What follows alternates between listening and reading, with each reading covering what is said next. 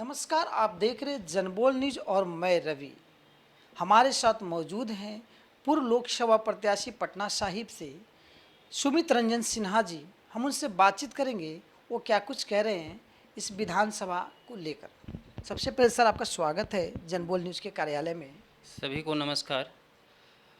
Sir, आप पहले भी चुनाव लड़ चुके हैं और विधानसभा चुनाव है 20 का, उसको लेकर क्या कुछ रणनीति है आपकी?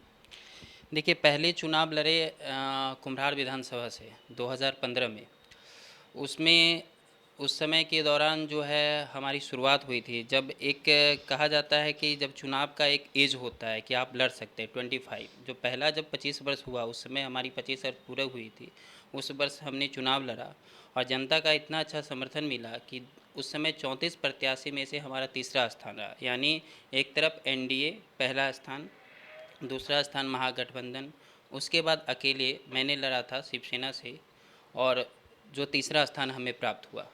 और फिर मैंने 2019 में भी उन्हीं शक्ति उन्हीं बल से 2019 में भी लोकसभा चुनाव लड़ा। जो अभी यहाँ के वर्तमान सांसद हैं रविशंकर प्रसाद जी, और इन्हीं के बलबूते, इन्हीं की ताकत से, इन्हीं का जोश से जो जनता का समर्थन मिला मुझे, आज मैं बिहार को एक विकल्प के रूप में अखंड भारत जनता पार्टी देने जा रहा हूं।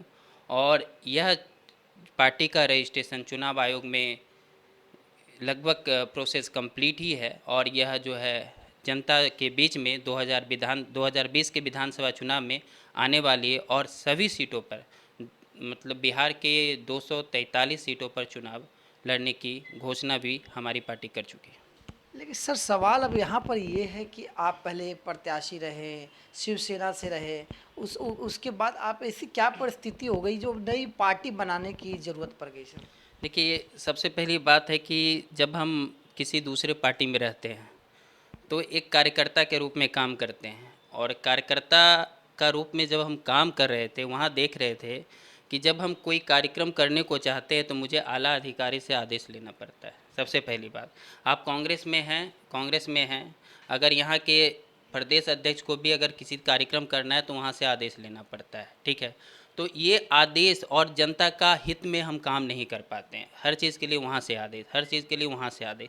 ये परेशानी देखने को मिल रही है। दूसरा परेशानी, ये तो आम परेशानी, ये तो सबके साथ होती है, लेकिन सबसे बड़ी परेशानी है बीजेपी, जेडीयू, लोजपा, ये तीन पार्टी मिलके जो शासन कर रही है बिहार में। क्या मिला जनता को? क्या मिला? कुछ भी नहीं मिला। आज शिक्षा का बदहाल व्यवस्था है, रोड का बदहाल व्यवस्था है, कानून की बदहाल व्यवस्था है, बेरोज़गारी के नाम पे युवाओं को ठगा जा रहा है, कॉन्ट्रैक्ट वाली बहाली कर कर उनको ठगा जा रहा है। यानी जिस पे एक सरकारी अफसर या किसी टीचर को हम एक रखते हैं, उन बेरोज़गारों और युवा को ठग करके 3-4 उसी पैसे में रखकर उनसे अधिक से अधिक काम लेकर, और उन सरकारी जो परमानेंट टीचर है उनसे, या परमानेंट स्टाफ है जिस भी विभाग में, उनको मतलब पूरी तरह से डेमोलाइज करके उनसे काम लिया जा रहा है। तो ये सब प्रॉब्लम को देखते हुए, क्योंकि ये 15 साल नीतीश जी रहे, 15 साल लालू जी रहे, क्या मिला बिहार में? सब देख रहे हैं स्थिति क्या है। आज भी स्थिति इस दयनीय पहुंच गई है कि बिहार में एक एक युवा मजबूरन जब अपनी पढ़ाई करता है तो उसे ट्यूशन करना पड़ता है, 500 और 200 रुपये में जाकर ट्यूशन करके अपना भविष्य वो चौपट करता है। जिस युवा को हाथ में अगर पढ़ाई कर रहा है, अगर उसके हाथ में 200 रुपया लग जाता है, 300 रुपया लग जाता है, 1000 रुपया कमाने लगता है, तो उसके पढ़ाई से मन भटक जाता है। तो हमारा शिक्षा बदहाल व्यवस्था जो है, शिक्षा की बदहाल व्यवस्था, उस बदहाल व्यवस्था को दुरुस्त करने की ज़रूरत है। बोलना आसान है, करना आसान नहीं है। देखिए, नीतीश जी बोल के भी चले गए इतना दिन से अभी बदहाल व्यवस्था क्या है, तो अभी हम करने के लिए आए, और मैं उस निचले पायदान से अपने आप को शुरू कर रहा हूँ, जिस पायदान पे से शुरू, मतलब एक एक चीज़ को, स्टेप को महसूस करके हम उस स्तर तक ले जाने के लिए बिहार को आए हैं। बिहार में अभी बहुत सारी पार्टी उभर के आ रही है, लेकिन सिर्फ ठगने का काम कर रही है। ठगने की, जैसा मुझे लग रहा है, ठगने का काम कर रही है, सिर्फ जनता को बरगराने का काम कर रही है। लेकिन अखंड भारत जनता पार्टी, जिसका शॉर्ट फॉर्म ABJP है, यह जो है आपके पास आने जा रही है। बिल्कुल, जो जनता बीजेपी से नाराज़ हो चुकी है, जो नरेंद्र मोदी के नाम पे वोट देती है, उनसे नाराज़ हो चुकी है। चूँकि बिहार की वोट है, ये क्षेत्रीय समस्याओं का वोट है। जिन प्रत्याशी को वोट देगी वह क्षेत्रीय समस्याओं के ऊपर देगी। अब क्षेत्रीय समस्या के ऊपर देगी तो नरेंद्र मोदी की क्या आवश्यकता है। आप देखिएगा कि बीजेपी के सारे कार्यकर्ता विधायक नरेंद्र मोदी के नाम पे हर डोर टू डोर पत्र पहुंचा रहे हैं। अरे भाई, आप किसी भी क्षेत्र की बात करें, हम कुम्हरार विधानसभा में हमारा निवास स्थान है, मैं उसकी बात करूं तो कुम्हरार विधानसभा में सिचुएशन ऐसा है कि वहाँ के भी विधायक कुछ तो किए नहीं, आज भी जल जमाव की समस्या कुछ किए नहीं। बहुत सारी इतना विस्तार से चर्चा करना हर समय आप लोग भी जान रहे हैं, जनता रूबरू है उनके समस्याओं से, कुम्हरार की जनता। अब क्या कर रहे हैं उन लोग, जो है नरेंद्र मोदी का लेटर लेके जा रहे हैं। अरे हमारे राष्ट्रीय नेता हैं नरेंद्र मोदी, वो केंद्र पे बैठे हैं, मुझे स्वीकार है, लेकिन बिहार की भलाई के लिए, बिहार के बेटे की भलाई के लिए, बिहार की बेटी की भलाई के लिए बिहार का बेटा चाहिए और बिहार की समस्याओं के लिए समस्याओं पर काम करने के लिए चाहिए। सिर्फ ठगने का काम, घोटाले का काम, बहुत सारा ऐसा काम करके सत्ता पे तो चले जाते हैं। आज भी नीतीश जी छोड़ दें, बीजेपी का दामन छोड़ दें, आज किसी न किसी केस में उन्हें फंसा कर साइड कर दिया जाएगा। आज भी उनके ऊपर बहुत ऐसे चीज़ हैं जो पड़े हुए हैं। तो ये सब समस्याओं को लेकर एक नया विकल्प देने जा रहे हैं अखंड भारत जनता पार्टी। जनता का पूर्ण समर्थन मिल रहा है मुझे, और आने वाले 2020 के चुनाव में 243 सीट पे तैयारी हमारी चल रही है। सर, एक सवाल यहाँ पर और भी है कि विधानसभा चुनाव में दो ध्रुव पहले से दिख रहा है, एक एनडीए, दूसरा महागठबंधन, लेकिन तीसरा ध्रुव भी यहाँ पर बनता हुआ, आकार लेता हुआ दिख रहा है। तो आप अपने आप को किस तरफ रखेंगे सर? सर देखिए, सबसे पहली बात है कि पहला धुर जो आप एनडीए को कहते हैं, दूसरा आप महागठबंधन को कहते हैं, और तीसरा थर्ड फ्रंट बन रहा है।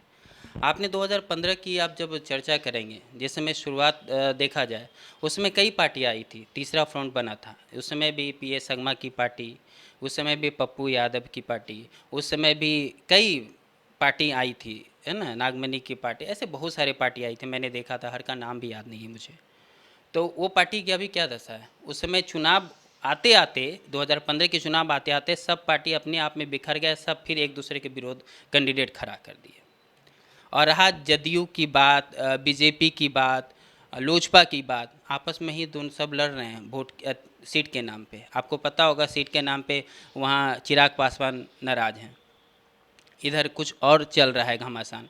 ये लोग चाह रहे हैं कि जनता को किसी तरह बरकरार करके हम लोग आपस तीनों में मिल के रहे और जनता को फिर से सत्ता में आ जाए। लेकिन जनता इस पर मन बना ली है, कुछ बदलने की चाहत है और बदल के रहेगी। अखंड भारत जनता पार्टी का क्या एजेंडा रहेगा? अखंड भारत जनता पार्टी का पहला एजेंडा बेरोजगारी को दूर करना है। हमारे बिहार में जो पलायन हो रहा है उसको दूर करना, सबसे पलायन को रोकना। ठीक है, हम 100% गारंटी नहीं लेंगे कि पलायन रुक जाएगा, क्योंकि हमारे यहाँ से जो आईएएस बन के जाते हैं जरूर ट्रांसफ़र होकर कहीं जाएगा, उनका भी पलायन, वो भी पलायन है, वो भी आईएएस कहीं और बनकर जाएंगे। वो भी प्रवासी कहलाएंगे सर? हाँ, वो भी प्रवासी कर, वो भी, क्योंकि यहाँ से अगर यहाँ का बेटा अगर जीत कर आईएएस बनकर जाता है, दिल्ली में ज्वाइन करता है, तो वो व्यक्ति जब यहाँ आएगा तो उनको भी प्रवासी के नाम पे ही लोग संबोधन कर रहे हैं। जो संबोधन कर रहे हैं उसकी मैं बात कर रहा हूँ। तो पहला हमारा बात है कि जो बेरोज़गारी है उसको दूर करेंगे, क्योंकि बिहार में हमारे पास है वैसी चीज़। हम बताइए, अगर जब चर्चा कर, मैं जब देखता था, जब रोड पे निकलता हूँ तब देखता हूँ कि बुद्धा पार्क कितना बड़ा बन गया है, अरबों करोड़ों से अरब रुपया, अरबों के आसपास खर्च हुआ है उस बुद्धा पार्क को बनाने में। क्या उस अरबों रुपए को अगर हम इंडस्ट्री बनाते, सही उद्योग बनाते, तो क्या हम 10,000 लोगों को उद्योग दे सकते थे? ऐसे जगह बना हुआ है, इतनी बड़ी बहुत ऐसी चीज़ है, हम किसका किसका बखान करें, बहुत ऐसी चीज़ है जो सरकार की फिजूल खर्च कर रहे हैं। तो वो फिजूल खर्च को हम बेरोज़गारों को रोज़गार देने में उपयोग कर सकते हैं, पहला। दूसरा, शिक्षा व्यवस्था बदहाल है। शिक्षा व्यवस्था, आप बताइए कि जो अभी टीचर जो है अभी रखे हुए सरकारी स्कूल में जो टीचर होते हैं उनको 15,000 20,000 मिलती है, और एक प्राइवेट स्कूल का टीचर जिसको 5,000 और 4,000 रुपये मिलती है, वो उतना ही कम में उससे बेटर करता है और उसका बच्चा उससे भी बेहतर करता है। कैसे बेस्ट करता है, कैसे बेस्ट करता है, उसका कारण क्या है? तो क्यों ना हम ऐसे जो बेरोजगार बैठे हुए मजबूरन 4,000 में काम करना, उसे को सेलेक्ट करके हम तो प्राइवेट में जितने काम करने वाले जितने शिक्षक हैं उसको सेलेक्ट करूँगा और उनको लाऊंगा सरकारी में। उनको परमानेंट जॉब दूंगा सरकारी में, क्योंकि उनकी होनहार चीज़ को मैं पहचान चुका हूँ, देख चुका हूँ, वो चीज़ यहाँ मैं दे दूंगा। ठीक है, यानी शिक्षा व्यवस्था जो खेल किया जा रहा है, जो आज तक खेल करते आ रहे हैं पिछले 30 सालों से, जो सरकार है, 15 साल जंगल राज और दूसरा महाजंगल राज, ये दोनों मिलकर के जो इन तीनों का हटाने के लिए ये बस अखंड भारत जनता पार्टी वो काम करेगी, जो शिक्षा व्यवस्था को इतनी दुरुस्त कर देगी कि बिहार का नाम जो है, जो बिहार बाहर में रहता है, अगर मुंबई में भी आप रहते हैं, वहाँ के बोलेगा बिहार में रहते हैं, तो बोलता है अरे गांव में रहते हो, इस तरह का संबोधन करता है, कितना बुरा लगता है। तो ये सिचुएशन अब नहीं देखने को मिलेगी। हमारी पार्टी ये सारे संकल्प को पूरा करेगी। रोड की नाम में रोड, अब जाइए रोड, सड़क की दुरुस्त व्यवस्था, सड़क जहाँ भी देखिए 1 महीने के बाद सड़क की व्यवस्था फिर वैसे ही हो जाती है। तो जितने भी टेंडर जो सिचुएशन हो रहे हैं, विधायक हो या जितने लोग हैं, आपस में बंटवारा पहले कर लेते हैं, तब टेंडर में पैसा लगाते हैं, यानी अपना 20% 30% ये ठीक कर देते हैं। तो मेरा पहला काम रहेगा, हम जो भी टेंडर देंगे, चाहे विधायक जिस क्षेत्र का विधायक हो, हर वार्ड में एक जरूर बेरोजगार बैठा रहता है, उन बेरोजगारों में से ही एक को सेलेक्ट करेंगे और उन सेलेक्ट किए बेरोजगारों को ही उसको टेंडर देंगे कि आप अपने क्षेत्र का, क्योंकि जो अपना व्यक्ति अगर अपने घर में अगर झाड़ू भी लगाता है ना, तो बड़ा मन से लगाता है। तो वो बेरोजगार बच्चा जब अपने घर का जब काम करेगा, रोड बनाएगा, सड़क बनाएगा, नल लगवाएगा, तो बड़ा अच्छा से काम करेगा। तो वो काम हम करने वाले हैं। ठीक है, तो ये सब हमारी एजेंडा है। और एक सवाल और सर यहाँ पे है कि ए बीजेपी और बीजेपी में आपको कितना फर्क महसूस करेंगे सर?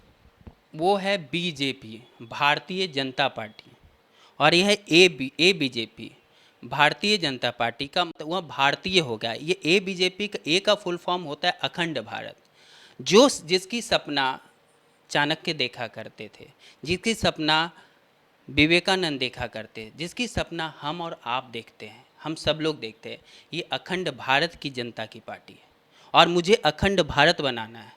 इसलिए ये दूसरी चीज़ है, बीजेपी अलग चीज़ है, उससे भी अपर ग्रेड आया है ए ग्रेड, यानी जो 4G आ रहा है तो 5G आता है, तो 5G है सर। हाँ बिल्कुल बिल्कुल। तो धन्यवाद हम देंगे सर आपको, आप हमारे कार्यालय में आए और अपनी पार्टी के बारे में विस्तार रूप से आपने बताया, और मुख्य एजेंडा जो बिहार विधानसभा चुनाव को लेकर आपने रखा, किस तरह से बिहार में बेरोजगारी को आपने दूर करने का काम आने वाले दिनों में करेंगे यदि आपकी सरकार बिहार में बनती है तो।